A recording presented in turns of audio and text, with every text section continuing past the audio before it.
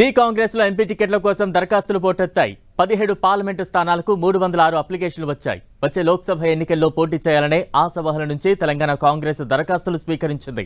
గాంధీ భవన్లో ప్రత్యేక కౌంటర్ ఏర్పాటు చేసి 4 రోజుల పాటు దరఖాస్తులు తీసుకున్నారు. మొదటి 2 రోజులు పెద్దగా దరఖాస్తులు రాకపోయినా చివరి 2 రోజులు దరఖాస్తుదారులు గాంధీ భవన్కు క్యూ కట్టారు. నిన్న ఒక్క రోజే 160కి పైగా దరఖాస్తులు వచ్చాయి. జనరల్, రిజర్వ్ సీట్లు అనే తేడా లేకుండా అన్ని సీట్లకు ఫుల్ డిమాండ్ ఉంది. ముఖ్యంగా ఖమ్మం సీట్ అయితే హాట్ కేక్ గా మారింది.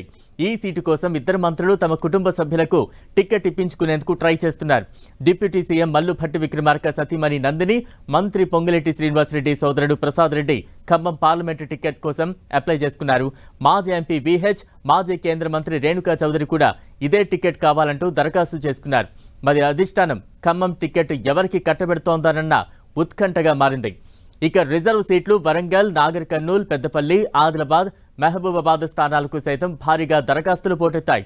మహబూబాబాద్ టికెట్ కోసం బలరాం నాయక్, బెల్లయ్య నాయక్, విజయభాయి దరఖాస్తు చేసుకున్నారు.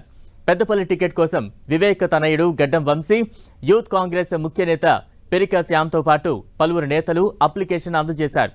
ఇక సికింద్రాబాద్ టికెట్ కోసం వేణుగోపాలస్వామి, అనిల్ కుమార్ యాదవ్, రోహిన్ రెడ్డి అప్లై చేశారు. మల్కాజ్గిరి టికెట్ కోసం సర్వే సత్యనారాయణ, బండ్ల గణేష్, కపిలవాయి దిలీప్ కుమార్, సింగిరెడ్డి, హరివర్ధన్ రెడ్డి గట్టిగా ట్రై చేస్తున్నారు. భువనగిరి టికెట్ కోసం ఎమ్మెల్యే కుంభం అనిల్ కుమార్ రెడ్డి కూతురు కీర్తిరెడ్డి, చామల కిరణ్, కోమటిరెడ్డి పవన్ రెడ్డి. వరంగల్ టికెట్ కోసం మోత్కుపల్లి నరసింహులు, సర్వే సత్యనారాయణ, పిడమర్తి రవి, సిరిసిల్ల రాజయ్య దరఖాస్తు చేసుకున్నారు. ఇక నల్గొండ టికెట్ కోసం పటేల్ రమేష్ రెడ్డి, జానారెడ్డి తనయుడు రఘువీర్ రెడ్డి అప్లై చేసుకున్నారు. చేవెళ్ల టికెట్ కోసం పారిజాత నరసింహారెడ్డి, కేఎల్ఆర్ దరఖాస్తు చేశారు. నాగర్ కర్నూలు కోసం మల్లు రవి, సంపత్ కుమార్, చారుగొండ వెంకటేష్ ఆశావహులుగా ఉన్నారు. వచ్చిన అప్లికేషన్లు సెగ్మెంట్ల వారీగా విభజించి స్క్రూటినీ చేయనున్నారు. ఏఐసీసీ నియమించిన హరీష్ చౌదరి నేతృత్వంలోని తెలంగాణ ఎన్నికల స్క్రీనింగ్ కమిటీ సర్వేల ఆధారంగా అభ్యర్థులను ఎంపిక చేయనున్నారు.